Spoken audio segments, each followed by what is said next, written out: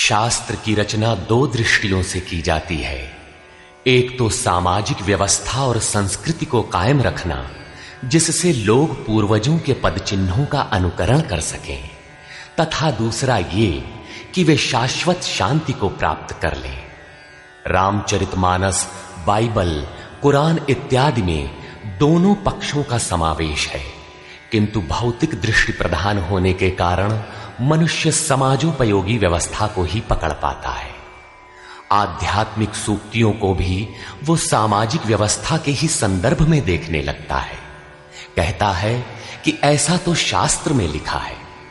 इसीलिए वेद व्यास ने दोनों के लिए एक ही ग्रंथ महाभारत लिखते हुए भी आध्यात्मिक क्रिया का संकलन गीता के रूप में अलग से किया, जिससे कि लोग इस मूल कल्याण पथ में भ्रांति का मिश्रण न कर सके। उन्हीं आध्यात्मिक मूल्यों के साथ प्रस्तुत है गीता का दिव्य संदेश।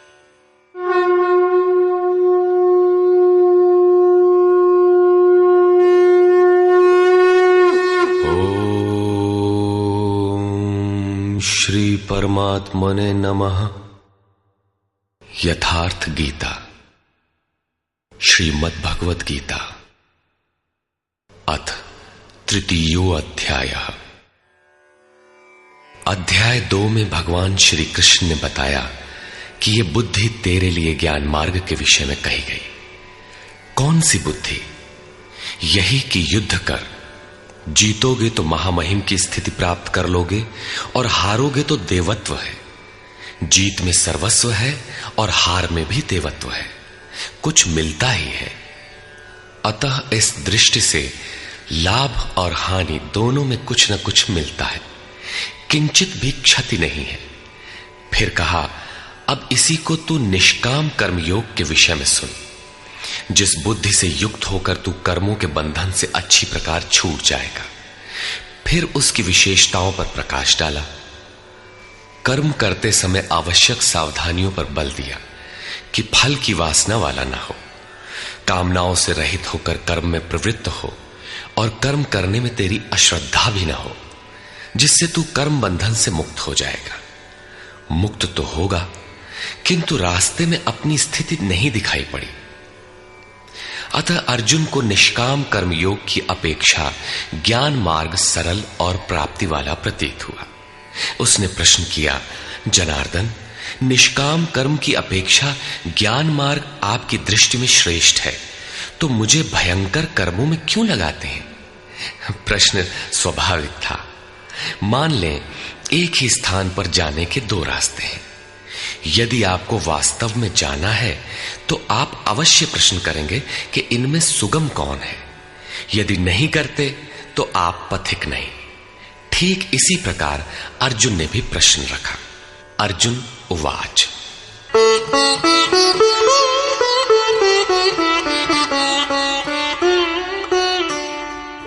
जायसी चेत कर्मणस्ते मता बुद्धिर्जनार्दन तत्किं कर्मणि घोरे मां नियोजयसि केशव। जनों पर दया करने वाले जनार्दन, यदि निष्काम कर्मयोग की अपेक्षा ज्ञान योग आपको श्रेष्ठ मान्य है, तो हे केशव, आप मुझे भयंकर कर्मयोग में क्यों लगाते हैं? निष्काम कर्मयोग में अर्जुन को भयंकरता दिखाई पड़ी, क्योंकि इसमें कर्म करने में ही तेरा अधिकार है, फल में कभी नहीं। कर्म करने में अश्रद्धा भी ना हो और निरंतर समर्पण के साथ योग पर दृष्टि रखते हुए कर्म में लगा रहे। जबकि ज्ञान मार्ग में हारोगे तो देवत्व है, जीतने पर महामहिम स्थिति है। अपनी लाभ हानि स्वयं देखते हुए आगे बढ़ना है। इस प्रकार अर्जुन को निष्काम कर्मयोग की अपेक्षा ज्ञान योग सरल प्रतीत हुआ। इसलिए उसने निवेदन किया,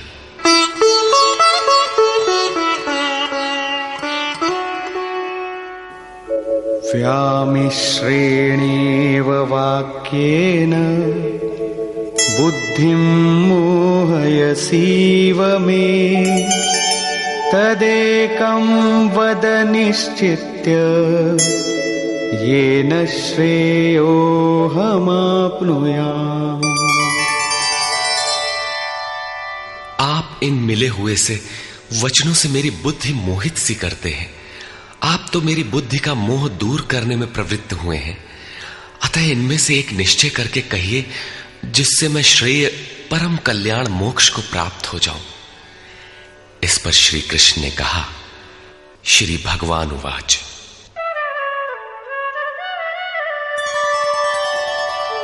लोकेऽस्मिन् द्विविधा निष्ठा पुरा प्रोक्ता मया नघ।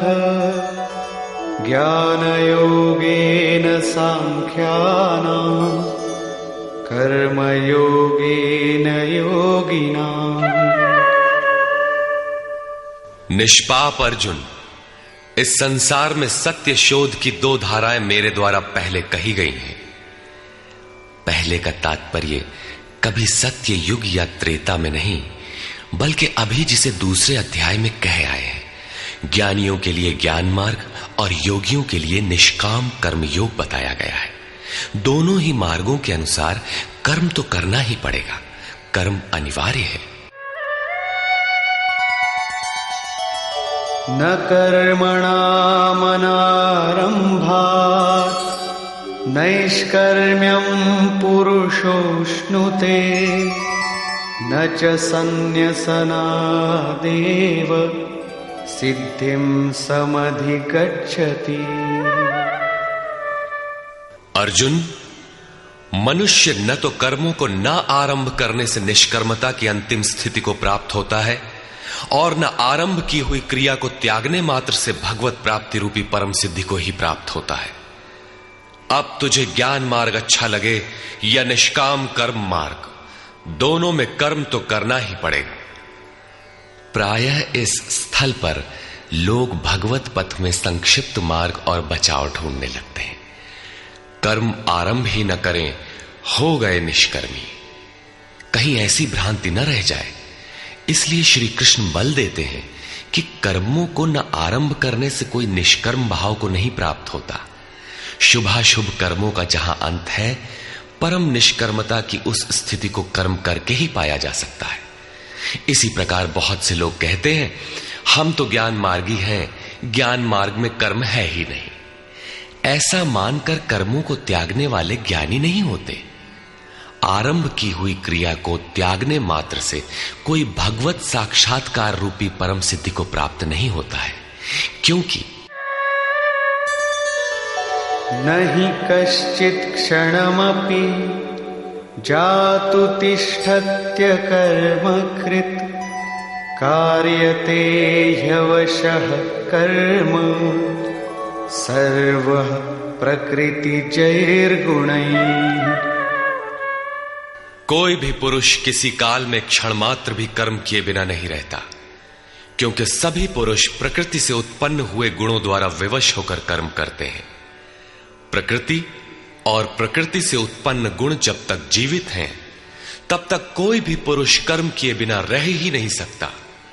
अध्याय 4 के 33वें और 37वें श्लोक में श्री कृष्ण कहते हैं कि यावन मात्र कर्म ज्ञान में समाप्त हो जाते हैं। ज्ञान रूपी अग्नि संपूर्ण कर्मों को भस्म कर देता है। यहां वे कहते हैं कि कर्म किए बिना कोई रहता ही नहीं। अंततः वे महापुरुष कहते क्या हैं? उनका आशय है कि यज्ञ करते करते तीनों गुणों से अतीत हो जाने पर मन के विलय और साक्षात्कार के साथ यज्ञ का परिणाम निकल जाने पर कर्म शेष हो जाते हैं। उस निर्धारित क्रिया की पूर्णता से पहले कर्म मिटते नहीं, प्रकृति पिंड नहीं छोड़ती।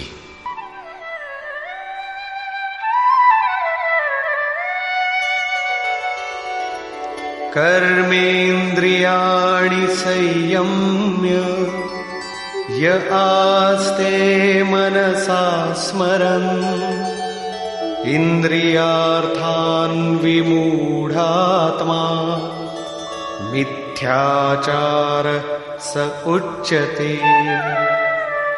इतने पर भी विशेष रूप से मूढ़ लोग जो कर्मेंद्रियों को हठ से रोककर इंद्रियों के भोगों का मन से स्मरण करते रहते हैं, वे मिथ्याचारी हैं, पाखंडी हैं, न कि ज्ञानी। सिद्ध है कि कृष्ण काल में भी ऐसी रूढ़ियां थीं। लोग करने योग्य क्रिया को छोड़कर इंद्रियों को हठ से रोककर बैठ जाते थे और कहने लगते थे कि मैं ज्ञानी हूं, पूर्ण हूं। किंतु श्री कृष्ण कहते हैं कि वे धूर्त हैं। ज्ञान मार्ग अच्छा लगे या निष्काम कर्म योग, दोनों ही मार्गों में कर्म तो करना ही पड़ेगा।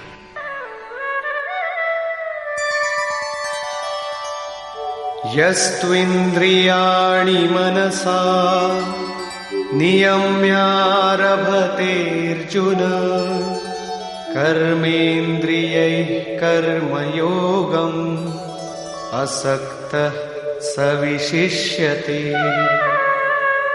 अर्जुन, जो पुरुष मन से इंद्रियों को वश में करके जब मन में भी वासनाओं का स्फुरण न हो सर्वथा अनासक्त हुआ कर्मेंद्रियों से कर्मयोग का आचरण करता है, वो श्रेष्ठ है। ठीक है, समझ में आया कि कर्म का आचरण करें, किंतु ये प्रश्न खड़ा होता है कि कौन सा कर्म करें। इस पर कहते हैं, नियतं कुरु कर्म त्वं कर्मजायो ह्यकर्मणः शरीरयात्रापि च ते न प्रसिद्धेद कर्मणः। अर्जुन, तू निर्धारित किए हुए कर्म को कर, अर्थात कर्म तो बहुत से हैं, उनमें से कोई एक चुना हुआ है, उसी नियत कर्म को कर। कर्म न करने की अपेक्षा कर्म करना ही श्रेष्ठ है। इसलिए कि करते रहोगे, थोड़ी भी दूरी तय कर लोगे तो जैसा पीछे बता आए हैं, महान जन्म मरण के भय से उद्धार करने वाला है, इसलिए श्रेष्ठ है। कर्म न करने से तेरी शरीर यात्रा भी सिद्ध नहीं होगी। शरीर यात्रा का अर्थ लोग कहते हैं शरीर निर्वाह। कैसा शरीर निर्वाह? क्या आप शरीर हैं?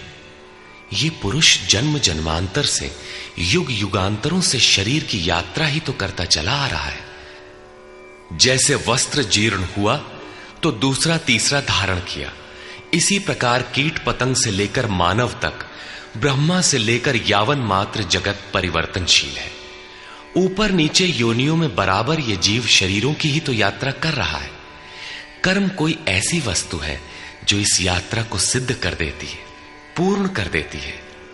मान लें एक भी जन्म लेना पड़ा तो यात्रा तो जारी है, अभी तो पथिक चल ही रहा है, वो दूसरे शरीरों की यात्रा कर रहा है। यात्रा पूर्ण तब होती है जब गंतव्य आ जाए। परमात्मा में स्थिति के अनंतर इस आत्मा को शरीरों की यात्रा नहीं करनी पड़ती, अर्थात शरीर त्याग और शरीर धारण वाला क्रम समाप्त हो जाता है। अतः कर्म कोई ऐसी वस्तु है कि इस पुरुष को पुनः शरीरों की यात्रा नहीं करनी पड़ती। मोक्ष से शुभात। अर्जुन, इस कर्म को करके तू संसार बंधन अशुभ से छूट जाएगा। कर्म कोई ऐसी वस्तु है जो संसार बंधन से मुक्ति दिलाती है। अब प्रश्न खड़ा होता है कि वो निर्धारित कर्म है क्या। इस पर कहते हैं,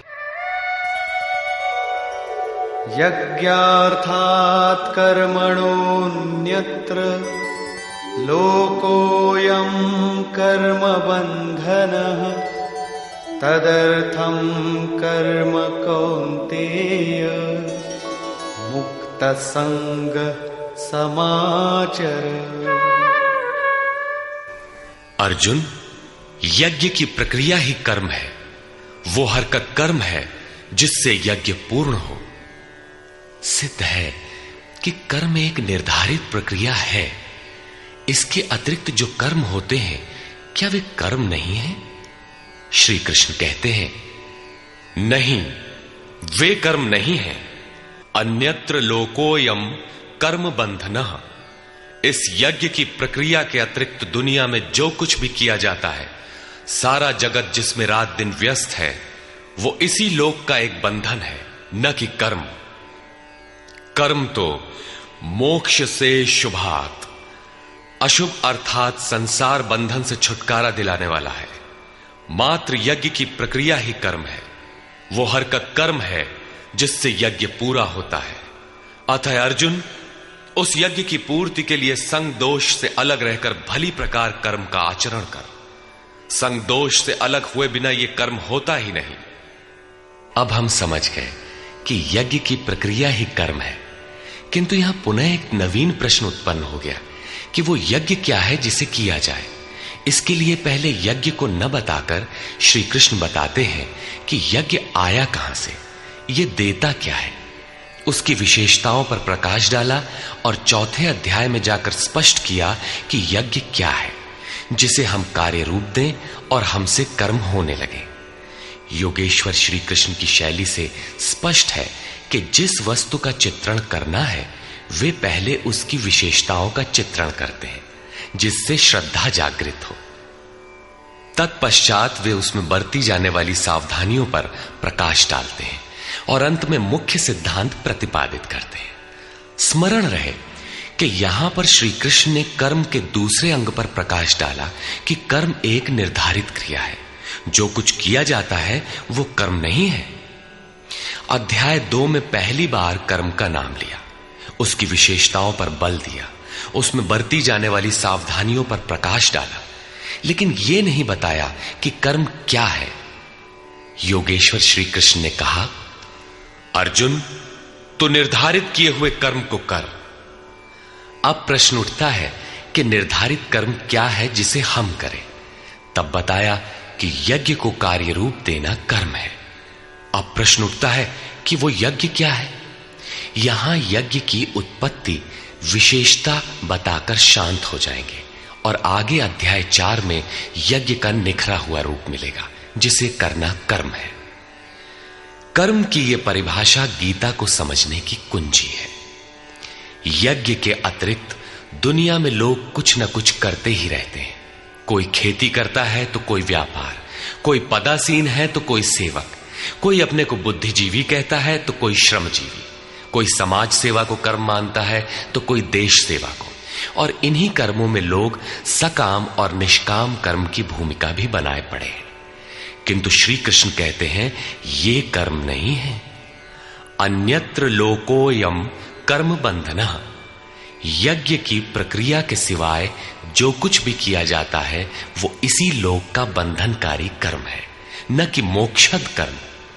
वस्तुतः यज्ञ की प्रक्रिया ही कर्म है। अब यज्ञ न बताकर पहले यह बताते हैं कि यज्ञ आया कहां से।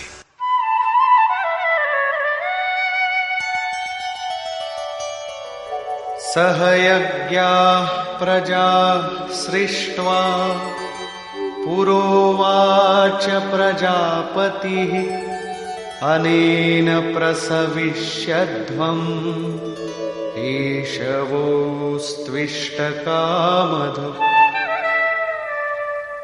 प्रजापति ब्रह्मा ने कल्प के आदि में यज्ञ सहित प्रजा को रचकर कहा कि इस यज्ञ द्वारा वृद्धि को प्राप्त हो। यह यज्ञ तुम लोगों को इष्ट कामधुक, जिसमें अनिष्ट ना हो, विनाश रहित इष्ट संबंधी कामना की पूर्ति करने वाला हो। यज्ञ सहित प्रजा को किसने रचा? प्रजापति ब्रह्मा ने। ब्रह्मा कौन? क्या 4 मुख और 8 आंखों वाला देवता जैसा कि प्रचलित है? नहीं। श्री कृष्ण के अनुसार देवता नाम की कोई अलग सत्ता है ही नहीं। फिर प्रजापति कौन है?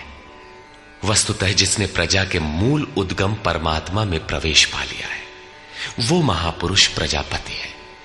बुद्धि ही ब्रह्मा है। अहंकार शिव बुद्धि अज, मन शशि चित्त महान। उस समय बुद्धि यंत्र मात्र होती है। उस महापुरुष की वाणी में परमात्मा ही बोलता है।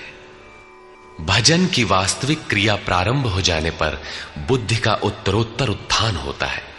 प्रारंभ में वो बुद्धि ब्रह्म विद्या से संयुक्त होने के कारण ब्रह्मविद कही जाती है। क्रमशः विकारों का शमन होने पर, ब्रह्म विद्या में श्रेष्ठ होने पर यह ब्रह्म विद्वर कही जाती है। उत्थान और सूक्ष्म हो जाने पर बुद्धि की अवस्था विकसित हो जाती है। वो ब्रह्म विद्वरीयान कहलाती है। उस अवस्था में ब्रह्म विद्वेत्ता पुरुष दूसरों को भी उत्थान मार्ग पर लाने का अधिकार प्राप्त कर लेता है। बुद्धि की पराकाष्ठा है ब्रह्म विद्वरिष्ट, अर्थात ब्रह्मविद की वो अवस्था जिसमें इष्ट प्रवाहित है। ऐसी स्थिति वाले महापुरुष प्रजा के मूल उद्गम परमात्मा में प्रविष्ट और स्थित रहते हैं।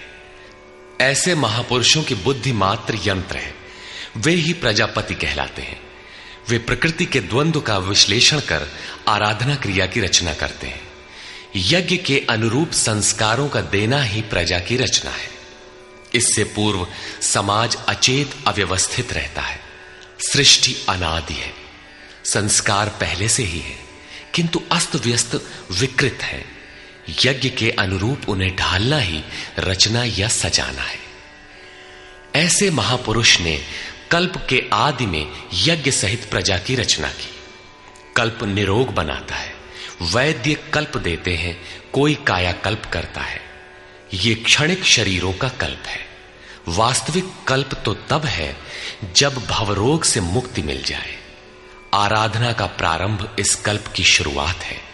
आराधना पूर्ण हुई तो आपका कल्प पूरा हो गया।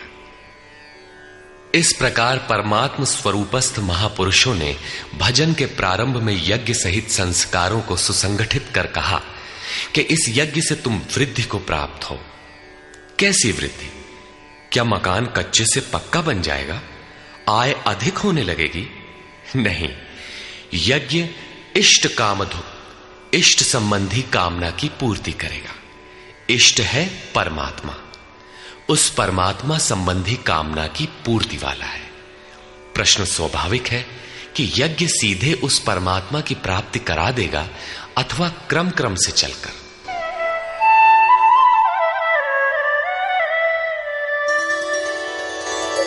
देवान् भावयतानेन ते देवा भावयन्तु वः परस्परं भावयन्तः श्रेयः परमवाप्स्यथ। इस यज्ञ द्वारा देवताओं की उन्नति करो, अर्थात दैवी संपत्ति की वृद्धि करो। वे देवता लोग तुम लोगों की उन्नति करेंगे। इस प्रकार आपस में वृद्धि करते हुए परम श्रेय, जिसके बाद कुछ भी पाना शेष न रहे, ऐसे परम कल्याण को प्राप्त हो जाओ। ज्यों ज्यों हम यज्ञ में प्रवेश करेंगे, आगे यज्ञ का अर्थ होगा आराधना की विधि। त्यों त्यों हृदय देश में दैवी संपत्ति अर्जित होती चली जाएगी। परम देव एकमात्र परमात्मा है। उस परम देव में प्रवेश दिला देने वाली जो संपद है, अंतःकरण की जो सजातीय प्रवृत्ति है, उसी को दैवी संपत्ति कहते हैं। वो परम देव को संभव करती है, इसलिए दैवी संपत्ति कही जाती है, न कि बाहरी देवता जैसा लोग कल्पना कर लेते हैं। योगेश्वर श्री कृष्ण के शब्दों में उनका कोई अस्तित्व नहीं है। आगे कहते हैं,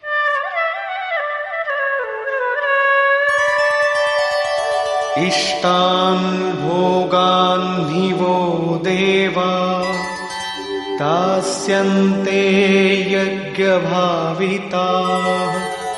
तैर्दत्तान् प्रदायैभ्यो यो भुङ्क्तेस्तेन एव सः। यज्ञ द्वारा संवर्धित देवता दैवी संपत्ति आपको इष्टान भोगान ही दास्यन्ते, इष्ट अर्थात आराध्य संबंधी भोगों को देंगे, अन्य कुछ नहीं। तैहि दत्तान, वे ही एकमात्र देने वाले हैं। इष्ट को पाने का अन्य कोई विकल्प नहीं है। इन दैवी गुणों को बिना बढ़ाए जो इस स्थिति का भोग करता है, वो निश्चय ही चोर है। जब उनसे पाया ही नहीं तो भोगेगा क्या? किंतु कहता अवश्य है कि हम तो तत्वदर्शी हैं। वो निश्चय ही चोर है, न कि प्राप्ति वाला। किंतु पाने वाले क्या पाते हैं? यज्ञशिष्टाशिनः सन्तो मुच्यन्ते सर्वकिल्बिषैः भुञ्जते ते त्वघं पापा ये पचन्त्यात्मकारणात्। यज्ञ से बचे हुए अन्न को खाने वाले संतजन सब पापों से मुक्त हो जाते हैं।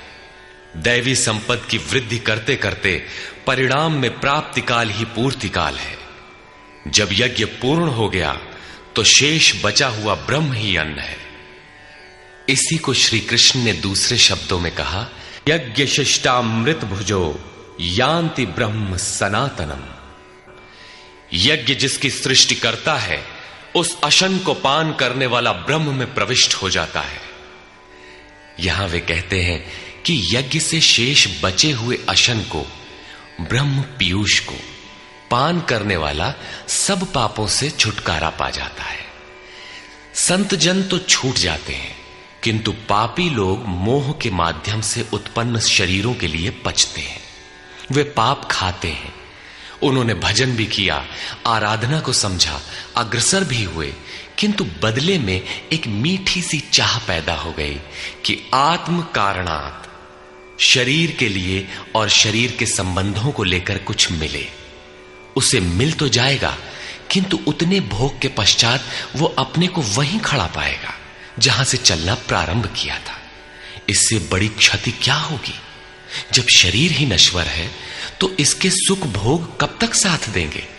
वे आराधना तो करते हैं, किंतु बदले में पाप ही खाते हैं।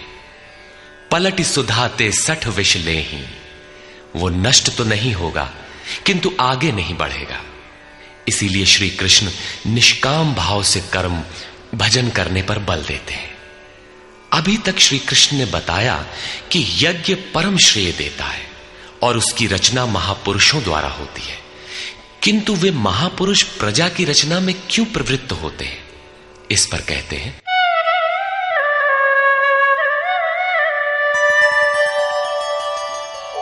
अन्नाद्भवन्ति भूतानि पर्जन्यादन्न संभवः यज्ञाद्भवति पर्जन्यो यज्ञः कर्म समुद्भवः। कर्म ब्रह्मोद्भवं विद्धि ब्रह्माक्षर समुद्भवम् तस्मात् सर्वगतं ब्रह्म नित्यं यज्ञे प्रतिष्ठितम्। संपूर्ण प्राणी अन्न से उत्पन्न होते हैं। अन्नम ब्रह्म व्यजानात्, अन्न परमात्मा ही है। उस ब्रह्म पीयूष को ही उद्देश्य बनाकर प्राणी यज्ञ की ओर अग्रसर होता है। अन्न की उत्पत्ति वृष्टि से होती है, बादलों से होने वाली वर्षा नहीं, अपितु कृपा वृष्टि। पूर्व संचित यज्ञ कर्म ही कृपा के रूप में बरस पड़ता है। आज की आराधना कल कृपा के रूप में मिलेगी। इसीलिए वृष्टि यज्ञ से होती है। स्वाहा बोलने और तिल जौ जलाने से ही वृष्टि होती तो विश्व की अधिकांश मरुभूमि ऊसर क्यों रहती, उर्वर बन जाती। यहां कृपा वृष्टि यज्ञ की देन है। ये यज्ञ कर्मों से ही उत्पन्न होने वाला है। कर्म से यज्ञ पूर्ण होता है। उस कर्म को वेद से उत्पन्न हुआ जान। वेद ब्रह्म स्थित महापुरुष की वाणी है। जो तत्व विदित नहीं है उसकी प्रत्यक्ष अनुभूति का नाम वेद है, न कि कुछ श्लोक संग्रह। वेद अविनाशी परमात्मा से उत्पन्न हुआ जान। कहा तो महात्माओं ने, किंतु वे परमात्मा के साथ तद्रूप हो चुके हैं। उनके माध्यम से अविनाशी परमात्मा ही बोलता है। इसलिए वेद अपौरुषेय कहे जाते हैं। महापुरुष वेद कहां से पा गए? तो वेद अविनाशी परमात्मा से उत्पन्न हुआ। वे महापुरुष उससे तद्रूप हैं। वे मात्र यंत्र हैं, इसलिए उनके द्वारा वही बोलता है, क्योंकि यज्ञ के द्वारा ही मन के निरोध काल में वो विदित होता है। इससे सर्वव्यापी परम अक्षर परमात्मा सर्वदा यज्ञ में ही प्रतिष्ठित है। यज्ञ ही उसे पाने का एकमात्र उपाय है। इसी पर बल देते हैं, एवं प्रवर्तितं चक्रं नानुवर्तयति हयः अघायुरिन्द्रियारामो मोघं पार्थ सजीवति। हे पार्थ, जो पुरुष इसी लोक में मनुष्य शरीर प्राप्त कर इस प्रकार चलाए हुए साधन चक्र के अनुसार नहीं बरतता, अर्थात दैवी संपत्ति का उत्कर्ष, देवताओं की वृद्धि और परस्पर वृद्धि के द्वारा अक्षय धाम को प्राप्त करना, इस क्रम के अनुसार जो नहीं बरतता, इंद्रियों का आराम चाहने वाला वो पापायु पुरुष व्यर्थ ही जीता है। बंधुओं, योगेश्वर श्री कृष्ण ने अध्याय 2 में कर्म का नाम लिया और इस अध्याय में बताया कि नियत कर्म का आचरण कर। यज्ञ की प्रक्रिया ही कर्म है। इसके सिवाय जो कुछ किया जाता है वो इसी लोक का बंधन है। इसीलिए संग दोष से अलग रहकर उस यज्ञ की पूर्ति के लिए कर्म का आचरण कर। उन्होंने यज्ञ की विशेषताओं पर प्रकाश डाला और बताया कि यज्ञ की उत्पत्ति ब्रह्मा से है। प्रजा अन्न को उद्देश्य बनाकर उस यज्ञ में प्रवृत्त होती है। यज्ञ कर्म से और कर्म अपौरुषेय वेद से उत्पन्न होते हैं, जबकि वेद मंत्रों के दृष्टा महापुरुष ही थे। उनका पुरुष तिरोहित हो चुका था। प्राप्ति के साथ अविनाशी परमात्मा ही शेष बचा था। इसलिए वेद परमात्मा से उत्पन्न है। सर्वव्यापी परमात्मा यज्ञ में सर्वदा प्रतिष्ठित है। इस साधन चक्र के अनुसार जो नहीं बरतता, वो पापायु पुरुष इंद्रियों का सुख चाहने वाला है, व्यर्थ ही जीता है। अर्थात यज्ञ ऐसी विधि विशेष है जिसमें इंद्रियों का आराम नहीं है, अपितु अक्षय सुख है। इंद्रियों के संयम के साथ इसमें लगने का विधान है। इंद्रियों का आराम चाहने वाले पापायु हैं। अभी तक श्री कृष्ण ने नहीं बताया है कि यज्ञ है क्या, परंतु क्या यज्ञ करते ही रहेंगे या इसका कभी अंत भी होगा? इस पर योगेश्वर कहते हैं, यस्त्वात्मरतिरेव स्यात् आत्मतृप्तश्च मानवः आत्मन्येव च सन्तुष्टः तस्य कार्यं न विद्यते। परंतु जो मनुष्य आत्मा में ही रत, आत्मतृप्त और आत्मा में ही संतुष्ट है, उसके लिए कोई कर्तव्य नहीं रह जाता। यही तो लक्ष्य था। जब अव्यक्त सनातन अविनाशी आत्म तत्व प्राप्त हो गया तो आगे ढूंढे किसे? ऐसे पुरुष के लिए न कर्म की आवश्यकता है न किसी आराधना की। आत्मा और परमात्मा एक दूसरे के पर्याय हैं। इसी का पुनः चित्रण करते हैं। नैव तस्य कृतेनार्थो नाकृतेनेह कश्चन न चास्य सर्वभूतेषु कश्चिदर्थव्यपाश्रयः।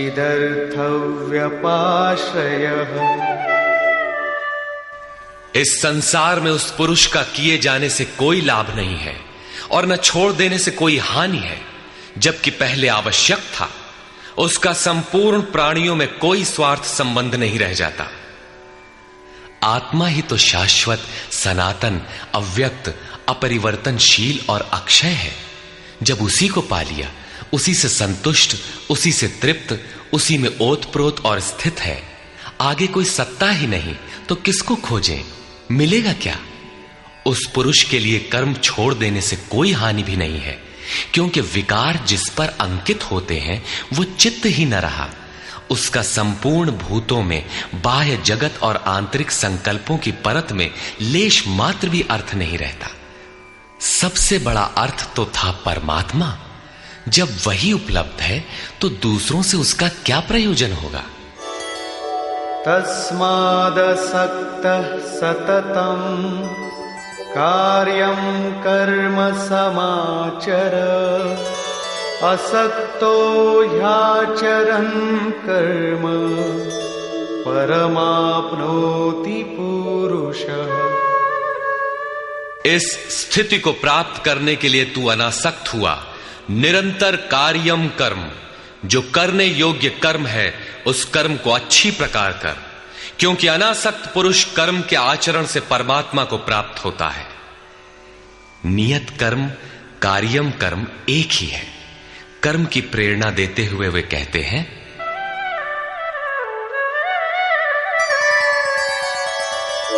कर्मणैव हि संसिद्धिम् आस्थिता जनकादयः लोकसंग्रहमेवापि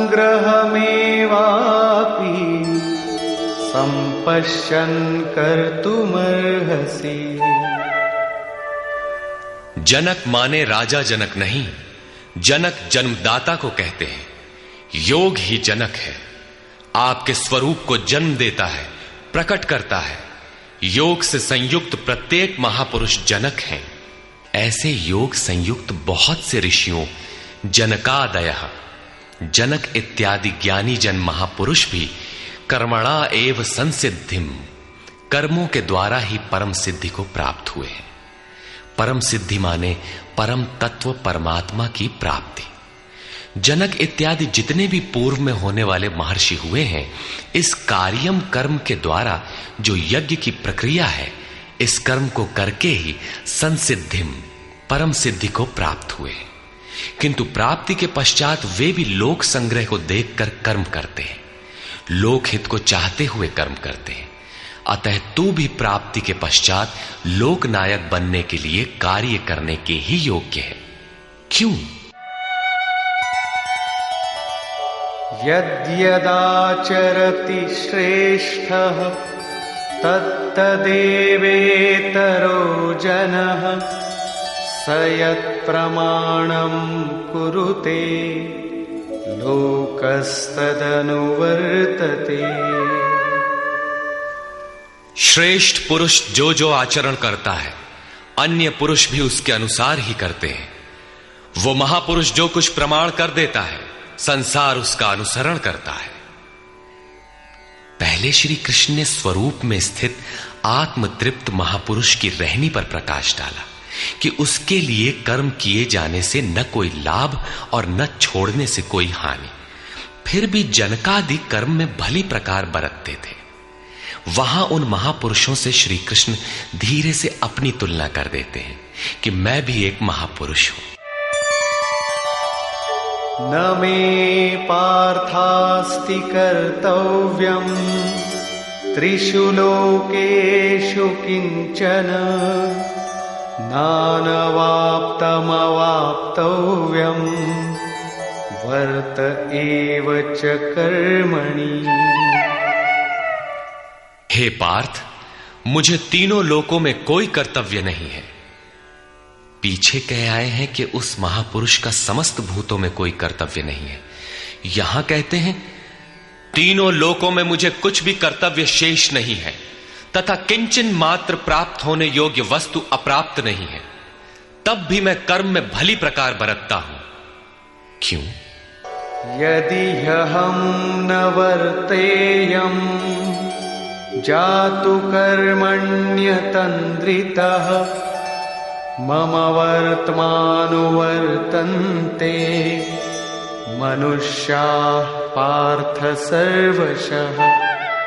क्योंकि यदि मैं सावधान होकर कदाचित कर्म में न बरतूं तो मनुष्य मेरे बर्ताव के अनुसार बरतने लग जाएंगे। तो क्या आपका अनुकरण भी बुरा है? श्री कृष्ण कहते हैं हां। उत्सीदेयुरिमे लोका न कुर्यां कर्म चेदहम् संकरस्य च कर्ता स्याम् उपहन्यामिमाः प्रजाः। यदि मैं सावधान होकर कर्म न करूं तो ये सब लोग भ्रष्ट हो जाएं और मैं संकरस्य वर्ण संकर का करने वाला हूं तथा इन सारी प्रजा का हनन करने वाला, मारने वाला बनूं। स्वरूप में स्थित महापुरुष सतर्क रहकर यदि आराधना क्रम में न लगे रहें तो समाज उनकी नकल करके भ्रष्ट हो जाएगा। महापुरुष ने तो आराधना पूर्ण करके परम नैष्कर्म्य की स्थिति को पाया है। वे न करें तो उनके लिए कोई हानि नहीं है। किंतु समाज ने तो अभी आराधना आरंभ ही नहीं की। पीछे वालों के मार्गदर्शन के लिए ही महापुरुष कर्म करते हैं। मैं भी करता हूं। अर्थात श्री कृष्ण एक महापुरुष थे, न कि बैकुंठ से आए हुए कोई विशेष भगवान। उन्होंने कहा कि महापुरुष लोक संग्रह के लिए कर्म करता है, मैं भी करता हूं। यदि न करूं तो लोगों का पतन हो जाए, सभी कर्म छोड़ बैठेंगे। मन बड़ा चंचल है, ये सब कुछ चाहता है, केवल भजन नहीं चाहता।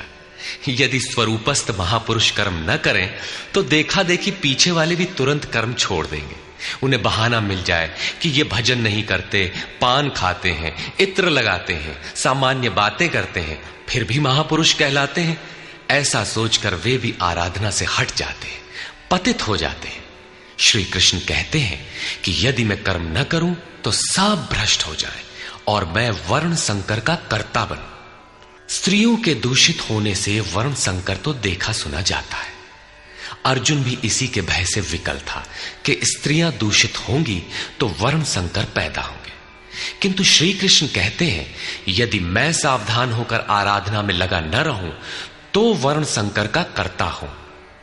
वस्तुतः आत्मा का शुद्ध वर्ण है परमात्मा।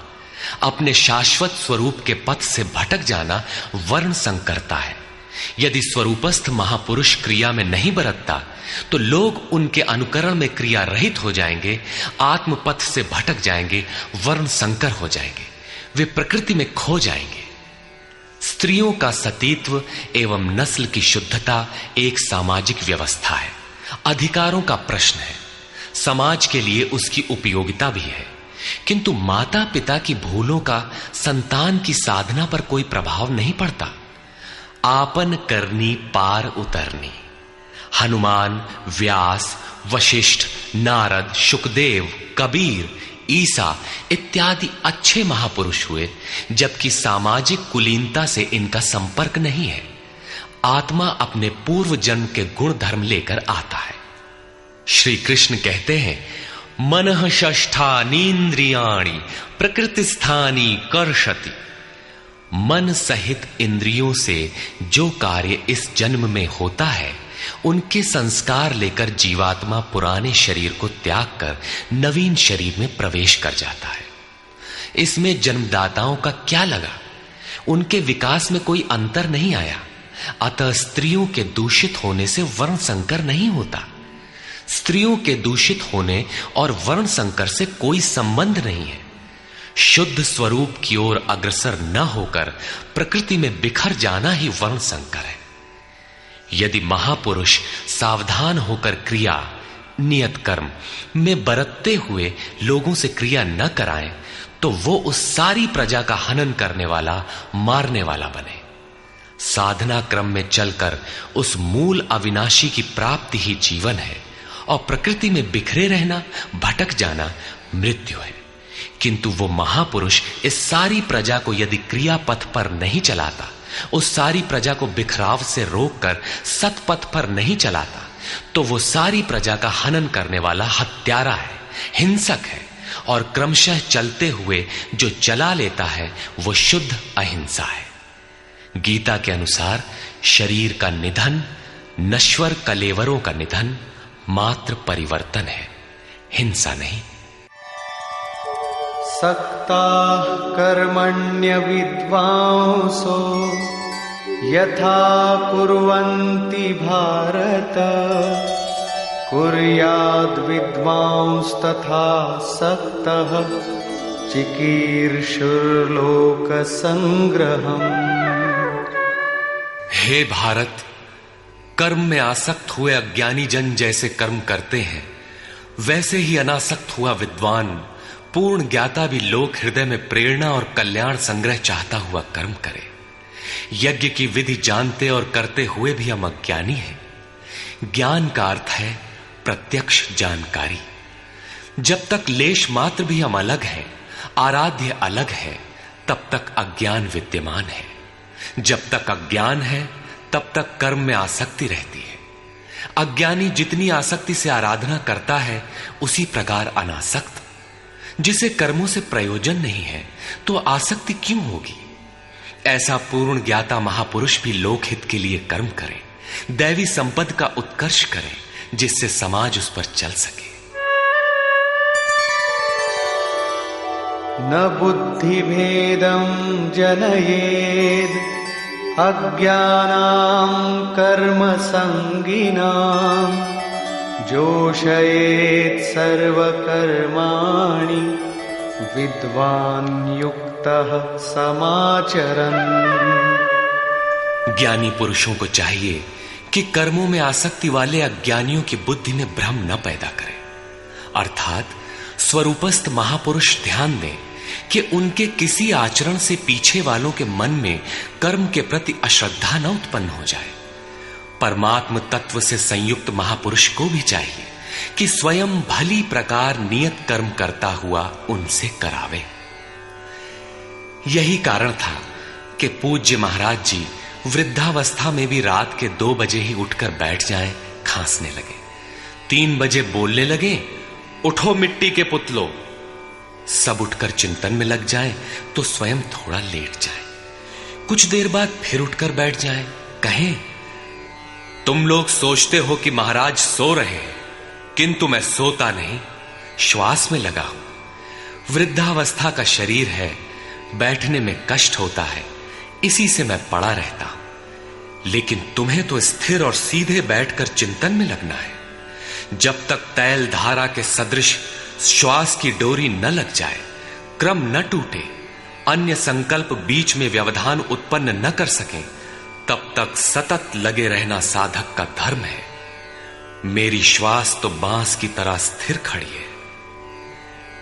यही कारण है कि अनुयायियों से कराने के लिए वो महापुरुष भली प्रकार कर्म में बरतता है। जिस गुण को सिखावे उसे करके दिखावे। इस प्रकार स्वरूपस्थ महापुरुष को भी चाहिए कि स्वयं कर्म करता हुआ साधकों को भी आराधना में लगाए रहे। साधक भी श्रद्धापूर्वक आराधना में लगे, किंतु चाहे ज्ञान योगी हो अथवा समर्पण भाव वाला निष्काम कर्म योगी हो, साधक में साधना का अहंकार नहीं आना चाहिए। कर्म किसके द्वारा होते हैं, उसके होने में कौन कारण है, इस पर श्री कृष्ण प्रकाश डालते हैं।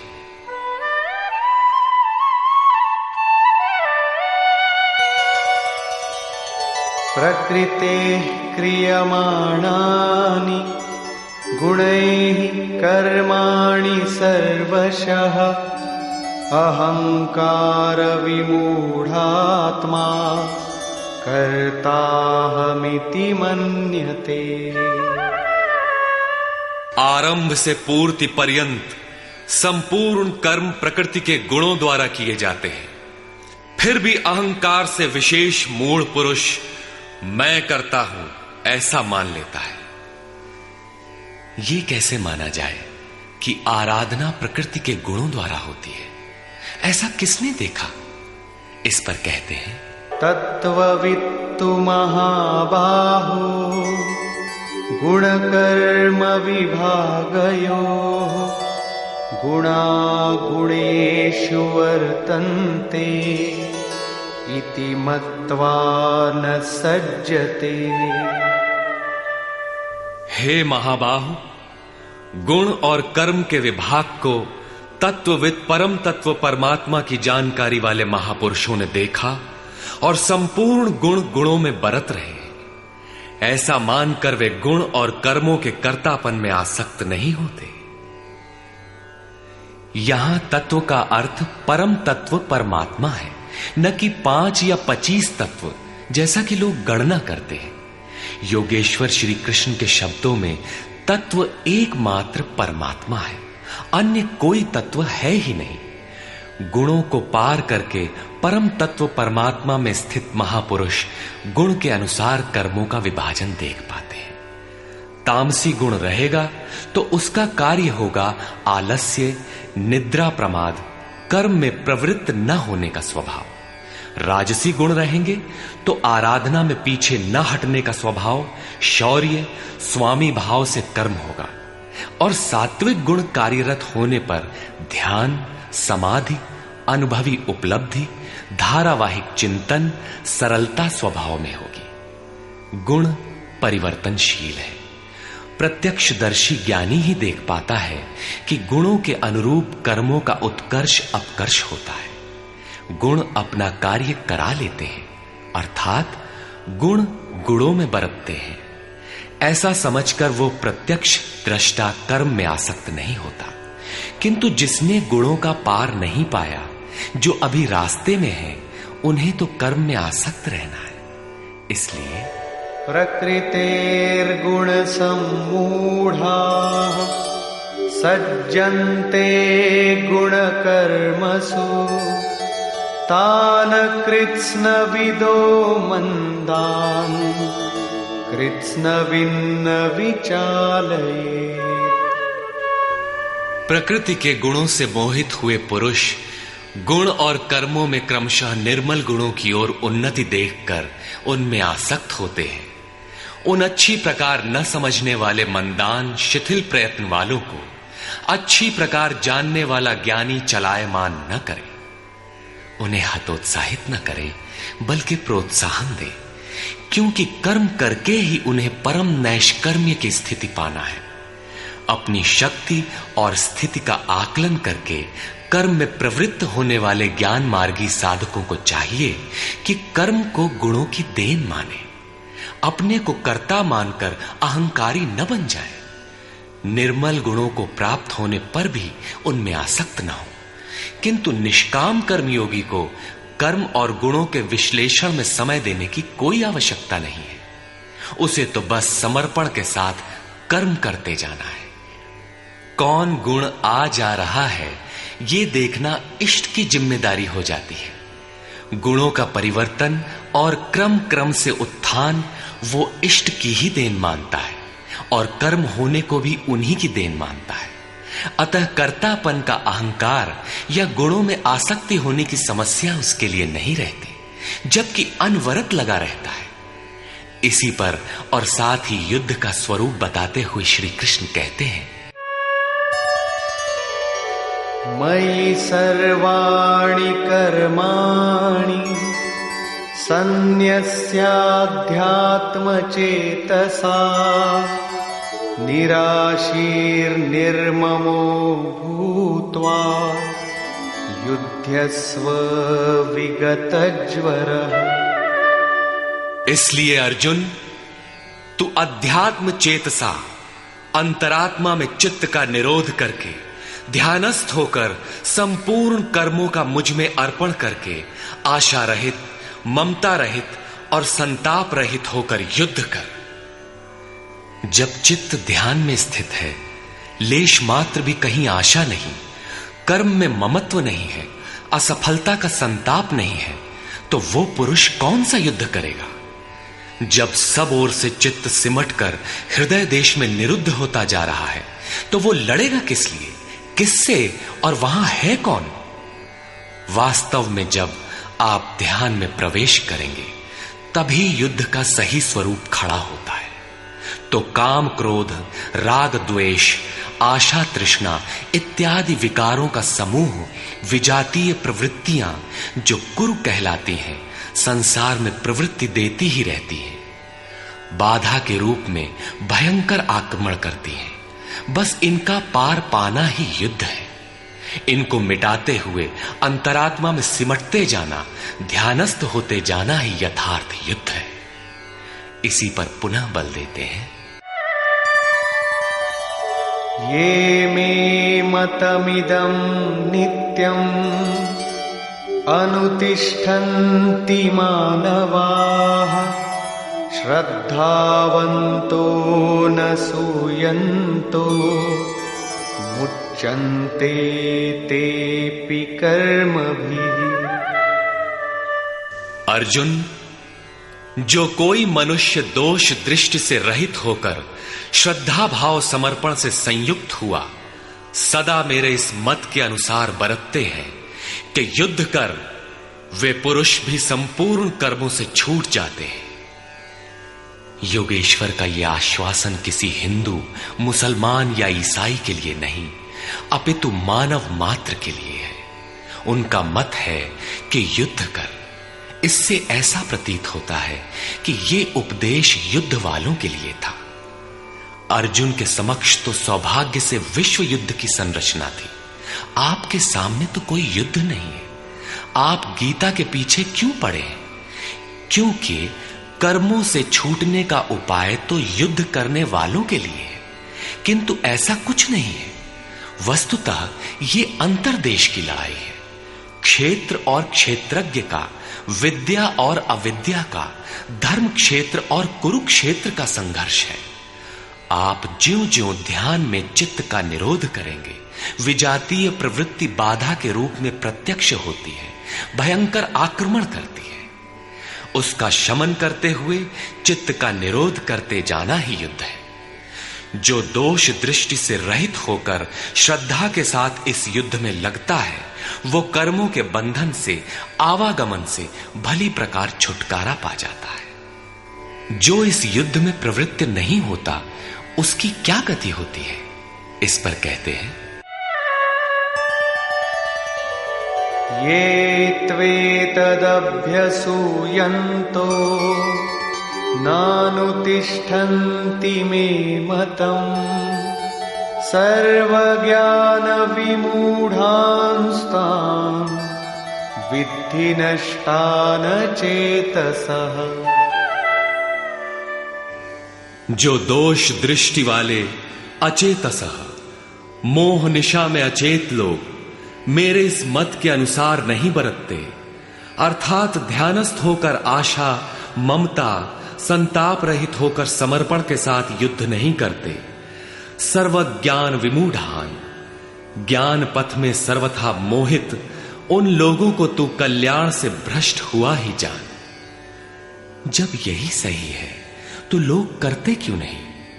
इस पर कहते हैं, सदृशं चेष्टते स्वस्याः प्रकृतेर्ज्ञानवानपि प्रकृतिं यान्ति भूतानि निग्रहः किं करिष्यति।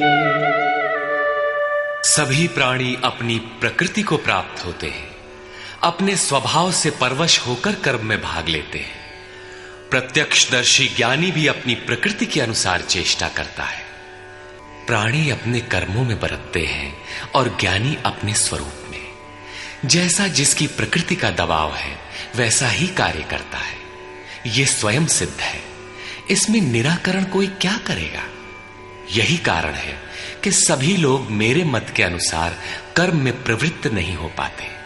वे आशा, ममता, संताप का, दूसरे शब्दों में राग द्वेष का त्याग नहीं कर पाते, जिससे कर्म का सम्यक आचरण नहीं हो पाता। इसी को और स्पष्ट करते हैं और दूसरा कारण बताते हैं,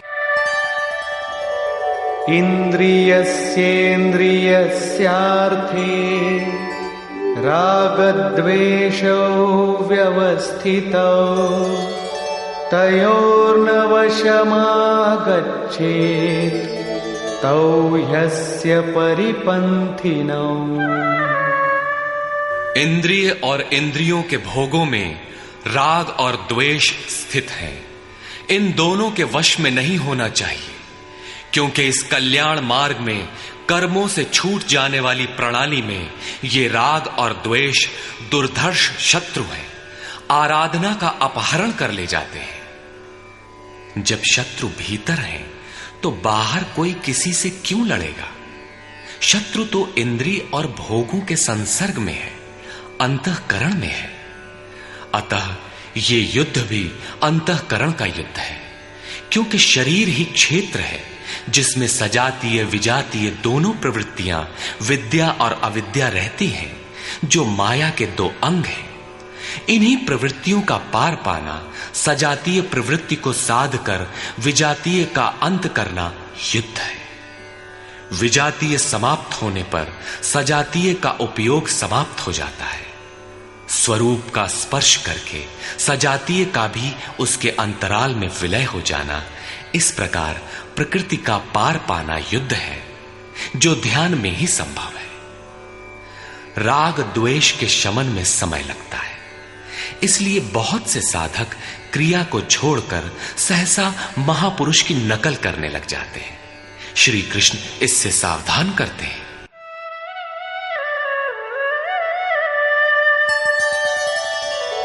श्रेयान् स्वधर्मो विगुणः परधर्मात् स्वनुष्ठिता स्वधर्मे निधनं श्रेयः परधर्मो भयावहः। अच्छी प्रकार आचरण किए हुए दूसरे के धर्म से गुण रहित भी अपना धर्म अधिक उत्तम है। स्वभाव से उत्पन्न कर्म में प्रवृत्त होने की क्षमता स्वधर्म है, अतः स्वधर्माचरण में मरना भी परम कल्याणकारक है। अपनी क्षमता के अनुसार कर्म में प्रवृत्त होने से साधक एक न एक दिन पार पा जाता है। जहां से साधन छूटेगा, शरीर मिलने पर वहीं से पुनः प्रारंभ होगा। आत्मा तो मरता नहीं। शरीर अर्थात वस्त्र बदलने से आपके बुद्धि विचार बदल तो नहीं जाते। आगे वालों की तरह स्वांग बनाने से साधक भय को प्राप्त होगा। भय प्रकृति में होता है, परमात्मा में नहीं। प्रकृति का आवरण और घना हो उठेगा। स्वधर्म क्या है? अध्याय 2 में श्री कृष्ण ने स्वधर्म का नाम लिया था कि स्वधर्म को भी देखकर तू युद्ध करने योग्य है। क्षत्रिय के लिए इससे बढ़कर कल्याणकारी मार्ग नहीं है। स्वधर्म में अर्जुन क्षत्रिय पाया जाता है। संकेत किया कि अर्जुन, जो ब्राह्मण है, वेदों का उपदेश उनके लिए क्षुद्र जलाशय के तुल्य है। तू वेदों से ऊपर उठ और ब्राह्मण बन, अर्थात स्वधर्म में परिवर्तन संभव है। वहां पुनः कहा कि राग द्वेष के वश में न हो, इन्हें काट, स्वधर्म श्रेयस्कर है। इनका यह आशय नहीं है कि अर्जुन किसी ब्राह्मण की नकल करके उस जैसी वेशभूषा बना ले। एक ही कर्म पथ को महापुरुष ने 4 श्रेणियों में बांट दिया: निकृष्ट, मध्यम, उत्तम, अति उत्तम। इन श्रेणी के साधकों को क्रमशः शूद्र, वैश्य, क्षत्रिय और ब्राह्मण की संज्ञा दी। शूद्र वाली क्षमता से कर्म का आरंभ होता है और साधना क्रम में वही साधक ब्राह्मण बन सकता है। इससे भी आगे जब वो परमात्मा में प्रवेश पा जाता है तो न ब्राह्मणो न क्षत्रियः न वैश्यो न शूद्रः चिदानंद रूपः शिवः केवलोहम्। वो वर्णों से ऊपर हो जाता है। यही श्री कृष्ण भी कहते हैं कि चातुर्वर्ण्यम मया सृष्टम। 4 वर्णों की रचना मैंने की। तो क्या जन्म के आधार पर मनुष्यों को बांटा? नहीं, गुण कर्म विभागशः गुणों के आधार पर कर्म बांटा गया। कौन सा कर्म? क्या सांसारिक कर्म? श्री कृष्ण कहते हैं नहीं, नियत कर्म। नियत कर्म क्या है? वो है यज्ञ की प्रक्रिया, जिसमें होता है श्वास में प्रश्वास का हवन, प्रश्वास का श्वास में हवन, इंद्रिय संयम इत्यादि, जिसका शुद्ध अर्थ है योग साधना, आराधना। इस आराधना कर्म को ही 4 श्रेणियों में बांटा गया। जैसी क्षमता वाला पुरुष हो, उसे उसी श्रेणी से प्रारंभ करना चाहिए। यही सबका अपना अपना स्वधर्म है। यदि वो आगे वालों की नकल करेगा तो भय को प्राप्त होगा। सर्वथा नष्ट तो नहीं होगा, क्योंकि इसमें बीज का नाश तो नहीं होता। हां, वो प्रकृति के दबाव से भयाक्रांत, दीनहीन अवश्य हो जाएगा। शिशु कक्षा का विद्यार्थी स्नातक कक्षा में बैठने लगे तो स्नातक क्या बनेगा? वो प्रारंभिक वर्णमाला से भी वंचित रह जाएगा। अर्जुन प्रश्न रखता है कि मनुष्य स्वधर्म का आचरण क्यों नहीं कर पाता? अर्जुन उवाच अथ केन प्रयुक्तोऽयं पापं चरति पूरुषः अनिच्छन्नपि वार्ष्णेय बलादिव नियोजितः। हे कृष्ण, फिर ये पुरुष बरबस घसीट कर लगाए हुए के सदृश न चाहता हुआ भी किसकी प्रेरणा से पाप का आचरण करता है? आपके मत के अनुसार क्यों नहीं चल पाता? इस पर योगेश्वर श्री कृष्ण कहते हैं, श्री भगवान उवाच। काम एष क्रोध एष रजो गुण समुद्भवः महाशनो महापाप्मा विद्येनमिह वैरिणम्। अर्जुन, रजोगुण से उत्पन्न ये काम और ये क्रोध अग्नि के समान भोग भोगने से कभी न तृप्त होने वाले बड़े पापी हैं। काम क्रोध राग द्वेष के ही पूरक हैं। अभी मैंने जिसकी चर्चा की थी, इस विषय में तू इनको ही शत्रु जान। अब इनका प्रभाव बताते हैं।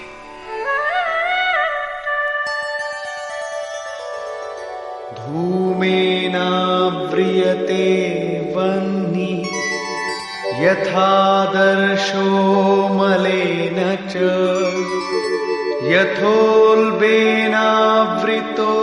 गर्भः तथा तेनेदमावृतम्। जैसे धुएं से अग्नि और मल से दर्पण ढक जाता है, जैसे जेर से गर्भ ढका हुआ है, ठीक वैसे ही काम क्रोधादि विकारों से यह ज्ञान ढका हुआ है। भीगी लकड़ी जलाने पर धुआं ही धुआं होता है। अग्नि रहकर भी लपट का रूप नहीं ले पाता। मल से ढके दर्पण पर जिस प्रकार प्रतिबिंब स्पष्ट नहीं होता, झिल्ली के कारण जिस प्रकार गर्भ ढका रहता है, वैसे ही इन विकारों के रहते परमात्मा का प्रत्यक्ष ज्ञान नहीं होता।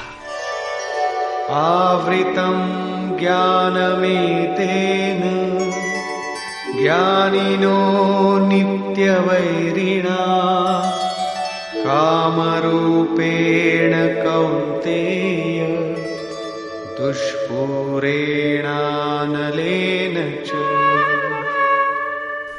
कौन्तेय, अग्नि के समान भोगों से न तृप्त होने वाले ज्ञानियों के निरंतर बैरी इस काम से ज्ञान ढका हुआ है। अभी तो श्री कृष्ण ने काम और क्रोध दो शत्रु बताए। प्रस्तुत श्लोक में वे केवल एक शत्रु काम का नाम लेते हैं। वस्तुतः काम में क्रोध का अंतर्भाव है। कार्य पूर्ण होने पर क्रोध समाप्त हो जाता है, किंतु कामना समाप्त नहीं होती। कामना पूर्ति में व्यवधान पड़ते ही क्रोध पुनः उभर आता है। काम के अंतराल में क्रोध भी निहित है। इस शत्रु का निवास कहां है? इसे ढूंढे कहां? निवास जान लेने पर इसे समूल नष्ट करने से सुविधा रहेगी। इस पर श्री कृष्ण कहते हैं,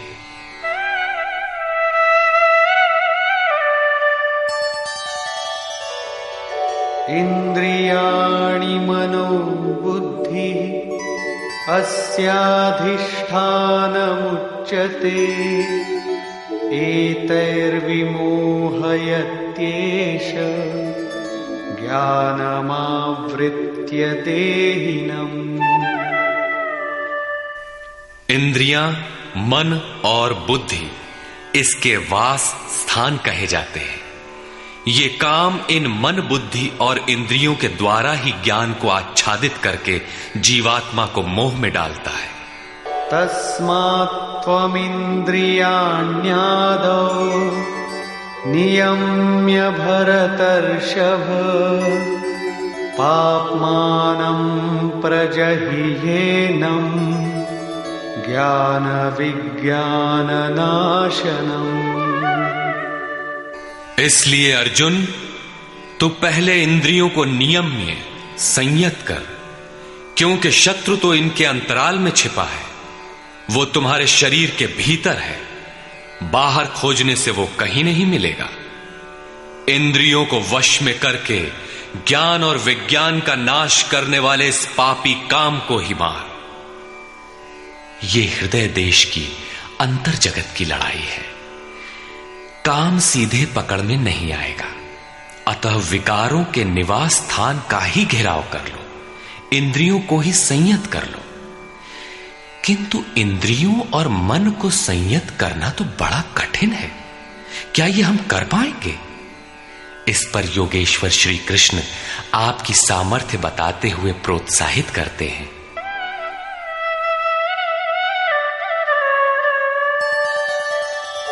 इंद्रियाणि पराण्याहुः इंद्रियेभ्यः परं मनः मनसस्तु परा बुद्धिः यो बुद्धेः परतस्तु सः। अर्जुन, इस शरीर से तू इंद्रियों को परे अर्थात सूक्ष्म और बलवान जान। इंद्रियों से परे मन है, ये उनसे भी बलवान है। मन से परे बुद्धि है, और जो बुद्धि से भी अत्यंत परे है वो तुम्हारा आत्मा है, वही हो तुम। इसलिए इंद्रियों, मन और बुद्धि का निरोध करने में तुम सक्षम हो। एवं बुद्धेः परं बुद्ध्वा संस्तभ्यात्मानमात्मना जहि शत्रुं महाबाहो कामरूपं दुरासदम्। इस प्रकार बुद्धि से परे अर्थात सूक्ष्म और बलवान अपने आत्मा को जानकर, आत्म बल को समझकर, बुद्धि के द्वारा अपने मन को वश में करके अर्जुन इस काम रूपी दुर्जय शत्रु को मार। काम एक दुर्जय शत्रु है। इंद्रियों के द्वारा ये आत्मा को मोहित करता है, तो अपनी शक्ति समझकर, आत्मा को बलवान समझकर काम रूपी शत्रु को मारना है। कहने की आवश्यकता नहीं है कि ये शत्रु आंतरिक है और युद्ध भी अंतर्देश का ही है। निष्कर्ष, बहुधा गीता प्रेमी व्याख्याताओं ने इस अध्याय को कर्मयोग का नाम दिया है, किंतु यह संगत नहीं है। दूसरे अध्याय में योगेश्वर ने कर्म का नाम लिया। उन्होंने कर्म के महत्व का प्रतिपादन कर उसमें कर्म जिज्ञासा जागृत की, और इस अध्याय में उन्होंने कर्म को परिभाषित किया कि यज्ञ की प्रक्रिया ही कर्म है। सिद्ध है कि यज्ञ कोई निर्धारित दिशा है। इसके अतिरिक्त जो कुछ भी किया जाता है वह इसी लोक का बंधन है। श्री कृष्ण जिसे कहेंगे वह कर्म मोक्ष्यसे अशुभात्, संसार बंधन से छुटकारा दिलाने वाला कर्म है। श्री कृष्ण ने यज्ञ की उत्पत्ति बताई, वह देता क्या है, उसकी विशेषताओं का चित्रण किया, यज्ञ करने पर बल दिया। उन्होंने कहा इस यज्ञ की प्रक्रिया ही कर्म है। जो नहीं करते वे पापायु, आराम चाहने वाले व्यर्थ जीते हैं। पूर्व में होने वाले महर्षियों ने भी इसे करके ही परम नैष्कर्म्य सिद्धि को पाया। वे आत्मतृप्त हैं, उनके लिए कर्म की आवश्यकता नहीं है। फिर भी पीछे वालों के मार्गदर्शन के लिए वे भी कर्म में भली प्रकार लगे रहते थे। उन महापुरुषों से श्री कृष्ण ने अपनी तुलना की कि मेरा भी अब कर्म करने से कोई प्रयोजन नहीं है, किंतु मैं भी पीछे वालों के हित के लिए ही कर्म में बरतता हूं। श्री कृष्ण ने स्पष्ट अपना परिचय दिया कि वे एक योगी थे। उन्होंने कर्म में प्रवृत्त साधकों को चलायमान न करने को कहा, क्योंकि कर्म करके ही उन साधकों को स्थिति प्राप्त करनी है। यदि नहीं करेंगे तो नष्ट हो जाएंगे। इस कर्म के लिए ध्यानस्थ होकर युद्ध करना है। आंखें बंद हैं, इंद्रियों से सिमटकर चित्त का निरोध हो चला तो युद्ध कैसा? उस समय काम, क्रोध, राग, द्वेष बाधक होते हैं। इन विजातीय प्रवृत्तियों का पार पाना ही युद्ध है। आसुरी संपद कुरुक्षेत्र विजातीय प्रवृत्ति को शनह शनह छांटते हुए ध्यानस्थ होते जाना ही युद्ध है। वस्तुतः ध्यान में ही युद्ध है। यही इस अध्याय का सारांश है, जिसमें न कर्म बताया न यज्ञ। यदि यज्ञ समझ में आ जाए तो कर्म समझ में आए। अभी तो कर्म समझाया ही नहीं गया। इस अध्याय में केवल स्थित प्रज्ञ महापुरुष के प्रशिक्षणात्मक पहलू पर बल दिया गया। यह तो गुरुजनों के लिए निर्देश है। वे न भी करें तो उन्हें कोई क्षति नहीं, और न ऐसा करने में उनका अपना कोई लाभ ही है। किंतु जिन साधकों को परम गति अभीष्ट है, उनके लिए विशेष कुछ कहा ही नहीं। तो यह कर्मयोग कैसे है? कर्म का स्वरूप भी स्पष्ट नहीं है जिसे किया जाए, क्योंकि यज्ञ की प्रक्रिया ही कर्म है। अभी तक उन्होंने इतना ही बताया, यज्ञ तो बताया नहीं। कर्म का स्वरूप स्पष्ट कहां हुआ? हां, युद्ध का यथार्थ चित्रण गीता में यहीं पाया जाता है। संपूर्ण गीता पर दृष्टिपात करें तो अध्याय 2 में कहा कि शरीर नाशवान है, अतः युद्ध कर। गीता में युद्ध का यही ठोस कारण बताया गया। आगे ज्ञान योग के संदर्भ में क्षत्रिय के लिए युद्ध ही कल्याण का एकमात्र साधन बताया गया, और कहा कि यह बुद्धि तेरे लिए ज्ञान योग के विषय में कही गई। कौन सी बुद्धि?